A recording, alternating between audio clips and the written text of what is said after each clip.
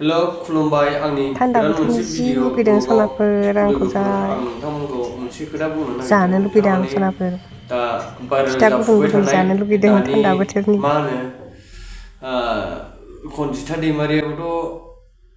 गामियाव मिटिं खालामनानै फैजाबाय बेनि उनाव साथाम बा साबायानो दंबावो लोगोफोर रायजो राजा नोंथांमोन आंनि फेसबुक पेज फेमिलि मेम्बार्सफोर आं दा रायजो राजा गासै नोंथांमोनावबो आं निमाहा बिबाय आंनि मोनफा मोननै जाथावै भिडिअनि थाखाय आं दिनै निमाहा बिनाय जाबाय लोगोफोर आरो आं नेक्स्ट टाइम बेबायदि भिडिअ लाबोला सानस्लाबनो हायैयाव आं बिदि भिडिअ होफ्लांबाय बेनि थाखायनो आं खर' गंग्लायै नोंथांमोननियाव निमाहा बिनाय जाबाय निमाहा होगोन होनना आसा खालामबाय मोजां भिडिअ लाबोग्राफोरखौबो नोंसोर रायहरनो रोङा गाज्रि गाज्रि भिडिअ लाबोनायाव रायहरनाया थगाय थेवबो नोंसोर अब्लाबो मोजां भिडिअ लाबोनायाव नोंसोर रायहरजायो आरो सानसेबाबो बिसोरखौबो एसे नांगौनि बाराबा माने बिसोरखौबो बानायनो हागौ आरो बानायखागोन आरो ओंखायनो लोगोफोर साबधान जा आरो आं लोगोफोर नोंथांमोननो मोनसे बुस्थुखौ खिथाहरनो सानदों बे जोंनियाथ' नर्थ इस्टआव आसामाव जेबो नांबावा गुबुन जायगायाव आरो बेनिफ्राय रासिन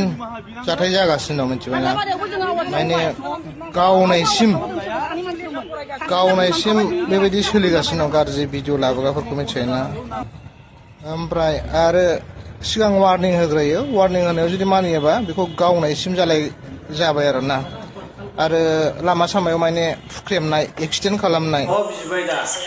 गामिनि आरि जेनेबा बयनावबो निमाहा बिदों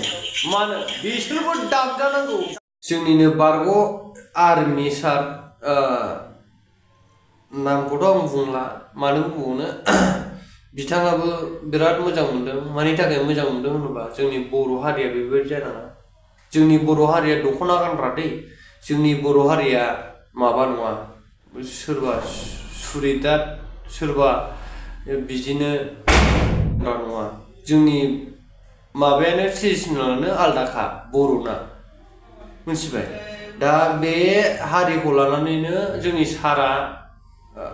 हावलदारा बुंदों आर्मिया आं बे सारनि नामखौ बुंला नोंसोर उनावबाबो सिनायखागोन ओमफ्राय नैबेखौ आङो हगारना होनोसै नोंसिनि भिडिअखौ दसे सम नायलांदो गाइसमोना बे मोजांखौनो बुंदों बे खिन्थु गाज्रिखौ बुङाखै